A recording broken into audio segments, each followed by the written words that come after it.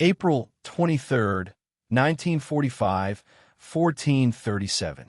Heinrich Himmler was sitting in the Swedish Red Cross building in Stockholm and was about to complete history's greatest betrayal. Across from him was Count Folke Bernadotte, Swedish diplomat. A document was on the table. Himmler was about to sign it. The document contained Nazi Germany's offer of unconditional surrender. But this offer was being made without Adolf Hitler's knowledge. Himmler was conducting peace negotiations with the Allies without telling Hitler. And this wasn't just his final betrayal. For the past 3 years, Himmler had systematically hidden critical intelligence information from Hitler.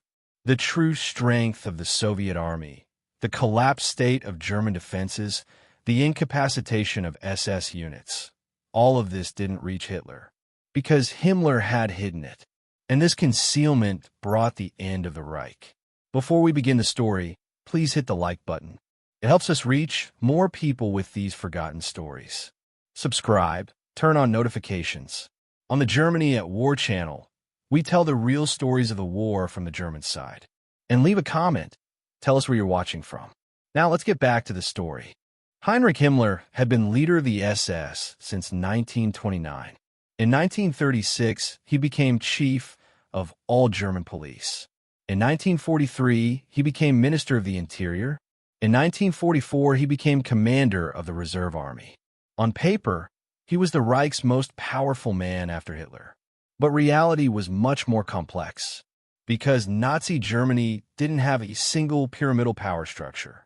Instead, it was a chaotic system composed of competing feudal fiefdoms. Hitler deliberately allowed this chaos, even encouraged it, because competing subordinates could never unite to overthrow him.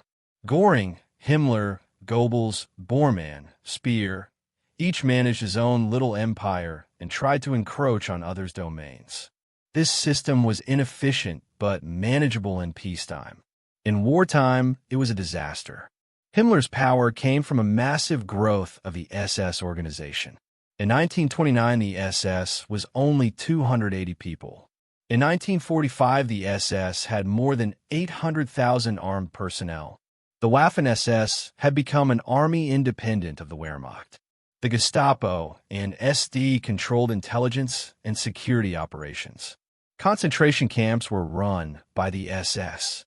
The SS had its own economic empire, its own weapons factories, its own research laboratories.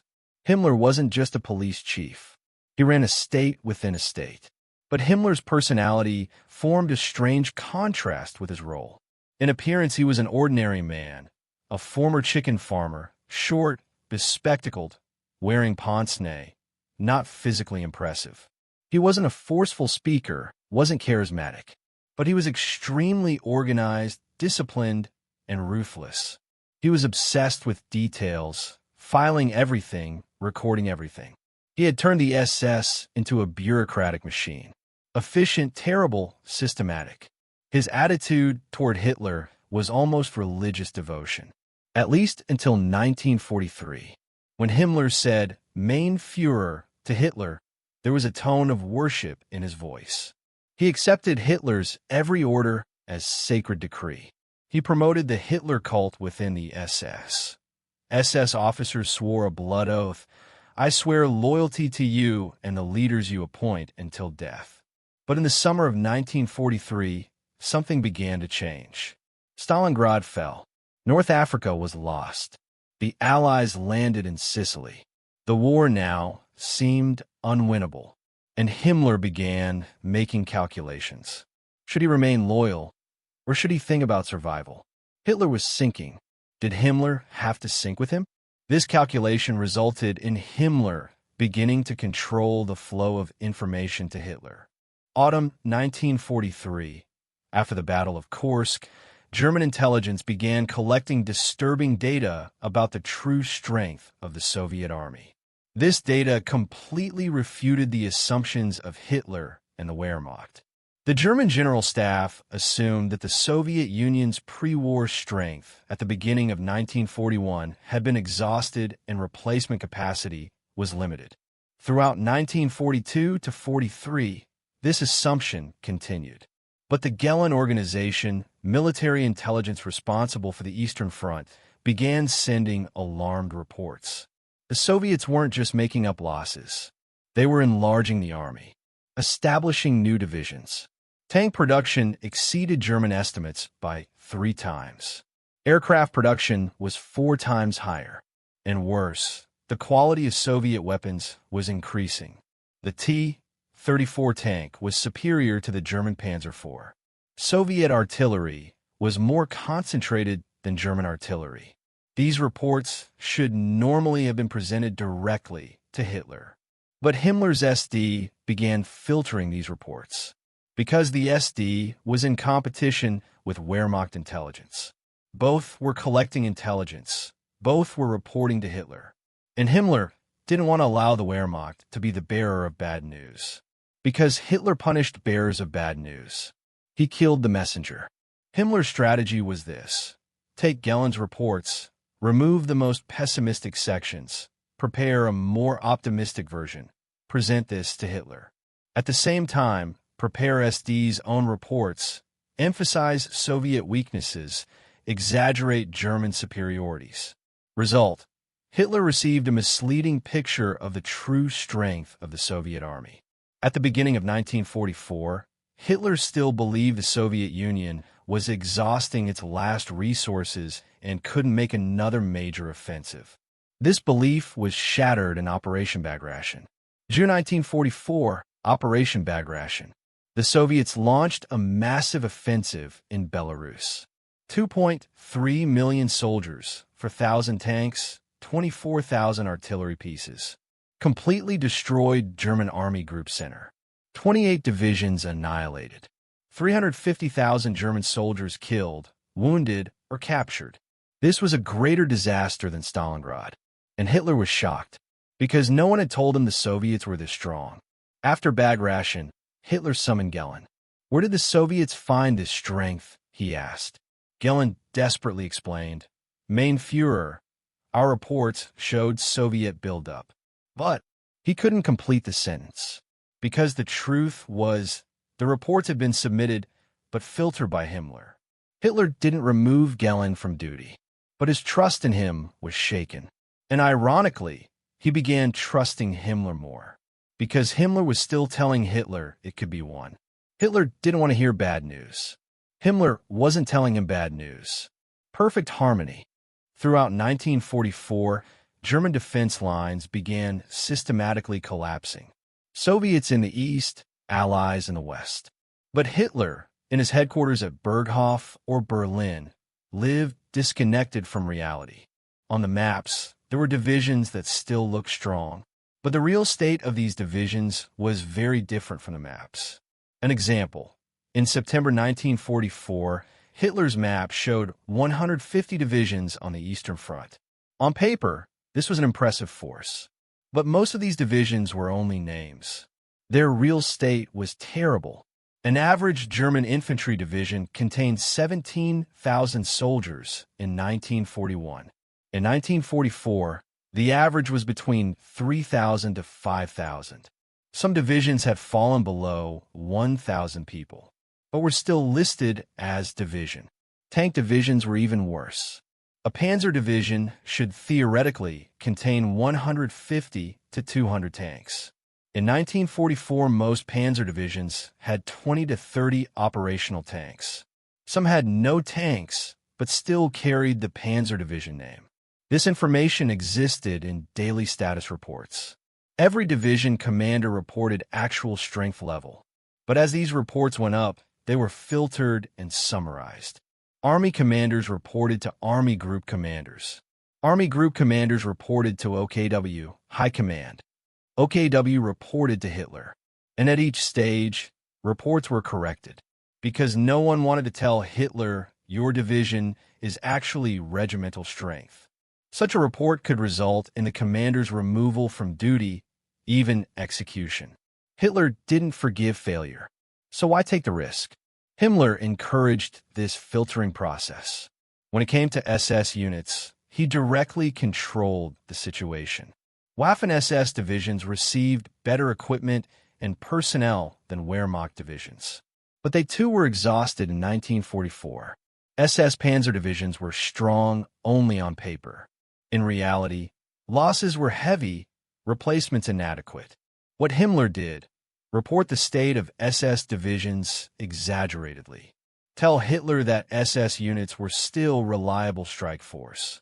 This increased Hitler's confidence in the SS, decreased his confidence in the Wehrmacht, and distorted strategic decisions. Example: Ardennes Offensive, December 1944. Hitler decided to make the last major offensive in the West. The plan was to break through American lines, reach Antwerp, divide Allied armies.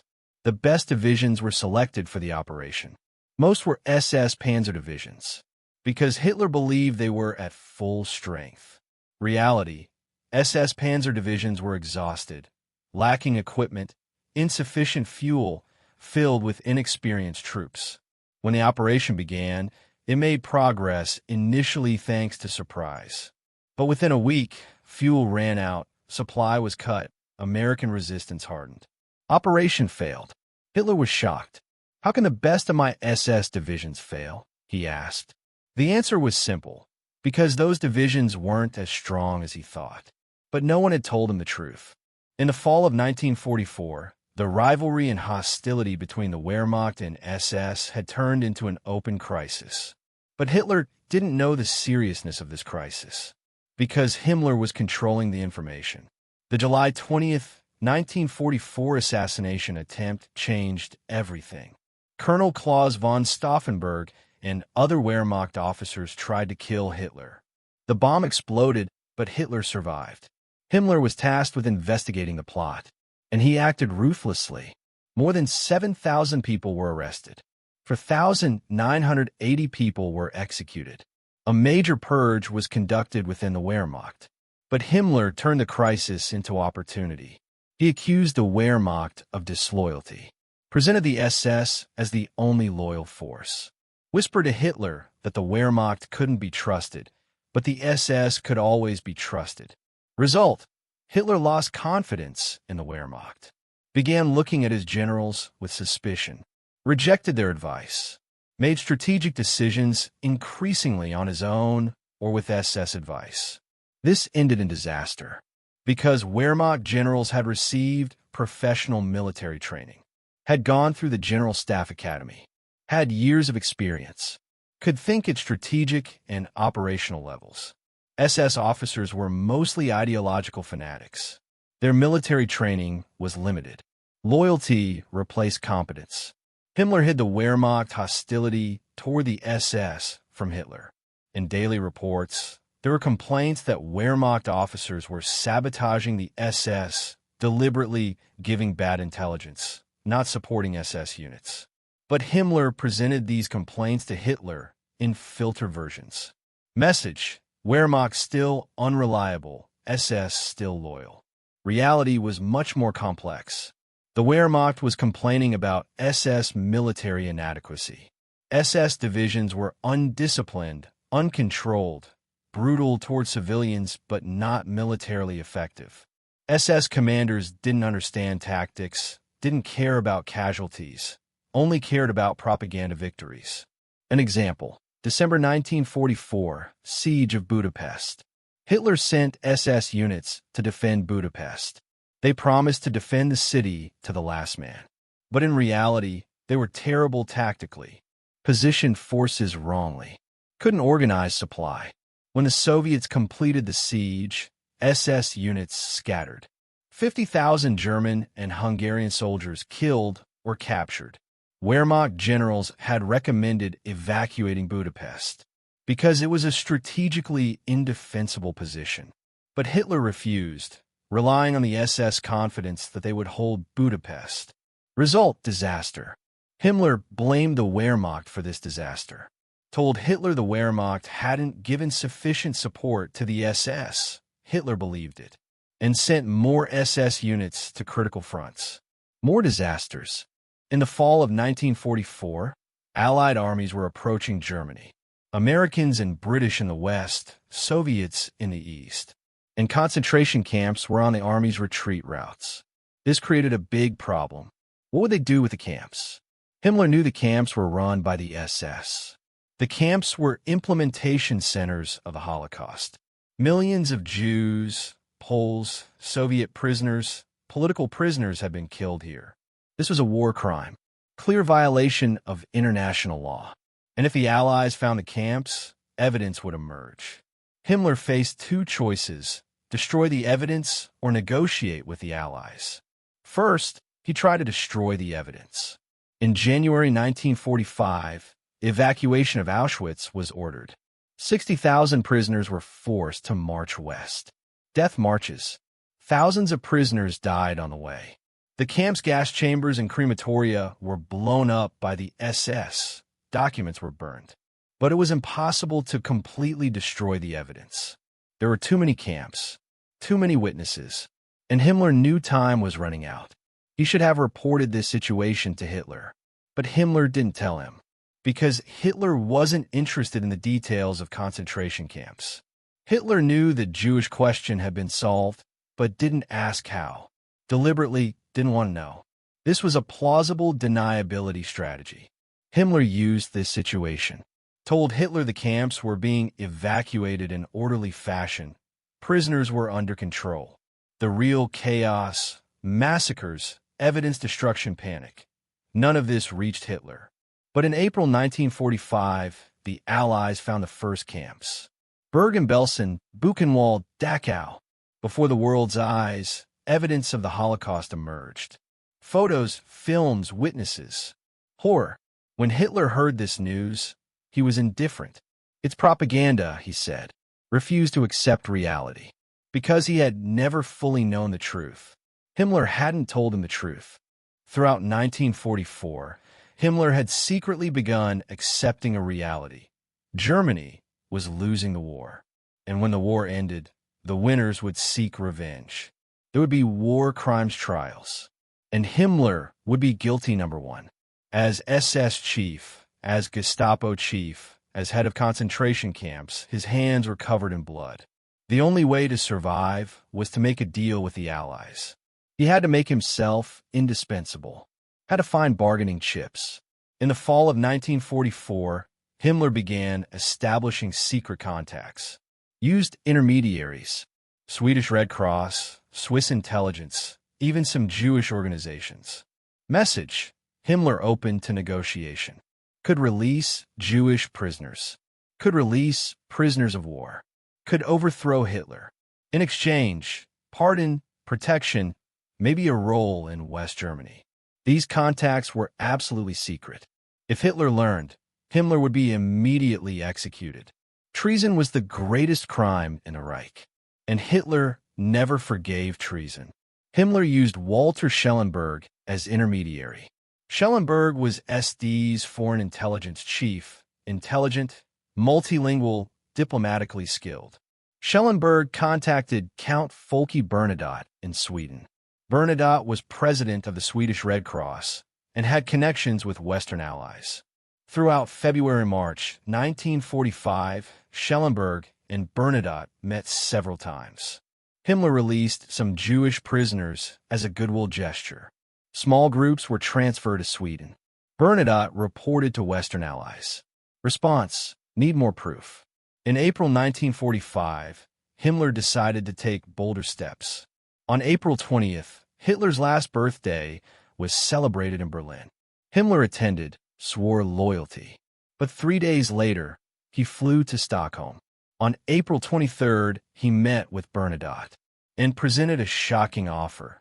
Germany would unconditionally surrender to Western allies. In exchange, Himmler wanted a role in transitional government. Bernadotte conveyed the offer to the West. The response came within 48 hours. No. Unconditional surrender must include everyone, including Hitler. No deal with Himmler. Also, Soviets must be included. A separate Western peace unacceptable. Disaster for Himmler. His plan hadn't worked. And worse, British radio broadcast the news. Himmler offered peace. On April 28th, Hitler heard this news. April 28th, 1945, 2100 hours. Berlin, Führerbunker. Hitler read Reuters news agency's report. Himmler conducted peace negotiations with allies. Hitler froze. His eyes widened. His face turned bright red. Then he screamed, "Himmler, der true Heinrich, loyal Heinrich." Hitler dismissed everyone from his presence. Only Martin Bormann remained, his secretary and closest aide. Hitler turned to Bormann. "Can this be true? Would Himmler betray me?" Bormann answered carefully, "Mein Führer, we must investigate. But if it's true," he didn't complete the sentence. Hitler pounded his fist on the table. "If it's true, everything is lost. My most loyal man stabbed me in the back." The next day, confirmation came. More reports, more details. Himmler really was in Stockholm, had met with Bernadotte, had offered surrender. Betrayal was certain. Hitler sent a message to Himmler by telegram. The message was brief. "Return to Berlin immediately." Explain. Adolf Hitler. Himmler received the message, but didn't return to Berlin, because he knew if he returned to Berlin, he'd be executed. The only chance of survival was to flee. He went to northern Germany with his own SS units. Maybe he'd be safe there. When Hitler learned Himmler wasn't returning, he made the final decision. On April 29th, at 4 o'clock, Hitler wrote his last testament. In it, Reichsfuhrer says Heinrich Himmler is removed from all duties. Guilty of treason, will be arrested and executed. The same testament appointed Karl Donitz as Hitler's successor. Not Himmler, not Göring. Donitz, Navy Admiral. Hitler overthrew his two closest men because both had betrayed him. On April 30th, Hitler committed suicide. With Eva Braun, bodies were burned. The Reich ended, but Himmler was still alive, hiding in northern Germany, with false identity, with a small SS unit. His plan: surrender to the British. Maybe get pardoned. Maybe survive. But on May 21st, Himmler was caught at a British checkpoint, traveling with false documents, using the name Heinrich Himmler. But a British officer was suspicious. Pince-nez glasses, distinctive facial features. "Are you Heinrich Himmler?" he asked. Himmler tried to deny it. "No, I'm Heinrich Himmler, former police officer." But the British weren't convinced. Took him to interrogation room. Searched him. On May 23rd, Himmler finally confessed. "Yes, I am Heinrich Himmler. I want to speak with the British government. I have important information." British officers were shocked. They had captured Europe's most wanted war criminal. Immediately reported to higher command. Prepared for medical examination. But Himmler knew he had one last move. During the examination, the doctor checked Himmler's mouth. Himmler suddenly turned his head and bit the cyanide capsule hidden between his teeth. Died within 12 minutes. Last words: "Ich bin Heinrich Himmler. I am Heinrich Himmler." The British made the body unidentifiable and buried it in a secret location. Where Himmler's grave is remains unknown even today. One of the most powerful men in Nazi leadership lies in an unmarked grave. What was the cost of the information Himmler hid from Hitler? Could it have ended the war earlier, or at least with fewer casualties? Historians have debated these questions for decades. Some arguments. Argument 1. Concealing Soviet power cost 1 million plus German soldiers. If Hitler had known the true strength of the Soviet army in autumn 1943, he could have applied different strategy on the Eastern Front. Could have gone on defense earlier. Could have prevented resource waste. Could have canceled unnecessary offensives. But Himmler's filtered reports misled Hitler. Result: even after Kursk, Hitler still believed he could win victory in the East. Wasted his resources. Destroyed divisions in meaningless offensives. Throughout 1944, approximately 1.2 million German soldiers died on the Eastern Front. Most were the result of bad strategic decisions. If there had been correct information, maybe half these losses could have been prevented. Argument 2. Concealing defense state cost strategic opportunities. Hitler didn't know the real state of German divisions. The strong divisions on his maps were actually exhausted units. But Hitler trusted them. The Ardennes Offensive was a direct result of this delusion. Hitler believed SS panzer divisions were at full strength, poured Germany's last resources into this operation. It failed. Resources were wasted. If there had been correct information, Hitler might have chosen a smarter defense strategy, could have sought compromise in the West, or at least could have used resources more efficiently. Argument 3. Concealing Wehrmacht-SS hostility cost military effectiveness. Himmler hid the Wehrmacht's hostility toward the SS. Hitler learned not to trust the Wehrmacht, rejected professional generals' advice, preferred SS fanatics. Result: bad military decisions. Budapest, Königsberg, Berlin, in all SS units received orders to defend to the last man. Tactically absurd. But Hitler trusted the SS, didn't trust the Wehrmacht. Hundreds of thousands of soldiers died in meaningless last stands. If professional generals had been listened to, maybe smarter tactics could have been applied.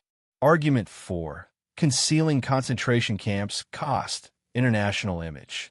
Hitler didn't know the full state of the camps. Himmler was hiding details. Result: Hitler didn't take into account how the Holocaust would be perceived by world public opinion.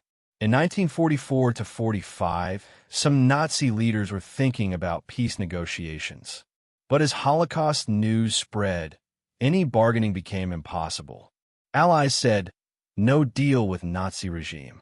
If Hitler had known the state of the camps, maybe he would have ordered earlier liquidation, could have destroyed evidence more effectively, or at least could have taken international reaction into account.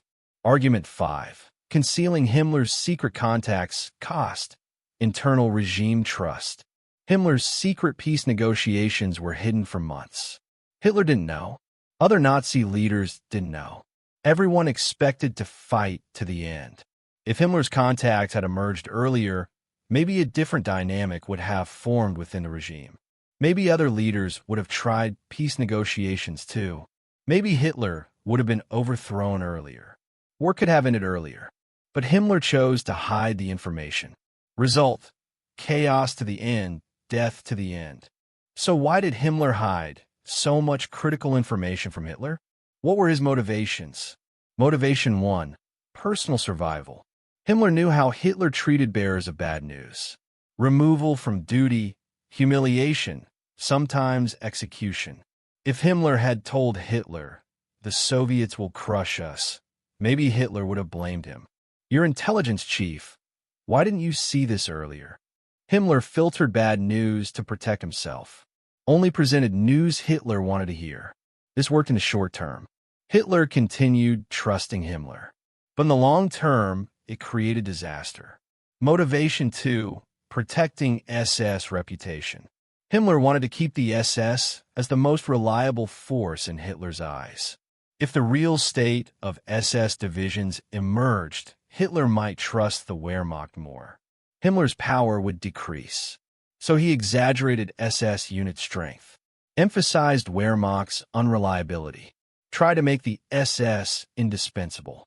Motivation 3. Alternative plans.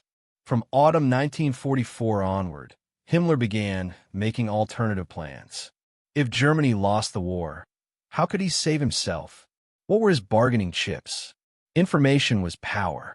If only Himmler knew the real situation, he could make himself indispensable. When negotiating with the Allies, he could say, I can tell you the truth, others can't. This strategy partly worked. Himmler was able to meet with Bernadotte. But ultimately, the Allies refused to deal with Himmler. Motivation 4. Psychological denial. Maybe Himmler himself didn't want to accept reality. Maybe hiding information was a way of deceiving himself.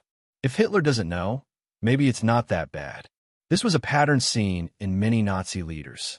Facing reality was too painful. Denial was easier, and hiding information was a way of maintaining denial. Motivation 5. Protecting Hitler. Ironically, maybe Himmler was trying to protect Hitler. Didn't want to break Hitler's morale. Didn't want Hitler to fall into despair. Because if Hitler collapsed, the entire regime would collapse. Himmler hid the truth to protect Hitler. But this protection was actually the greatest betrayal, because without facing reality, correct decisions couldn't be made. But there's another side to the story: Hitler himself. Did Hitler want to know the truth? Evidence gives mixed answers. On one hand, Hitler was detail-oriented, would study military maps for hours, knew division lists by heart, could discuss technical specifications.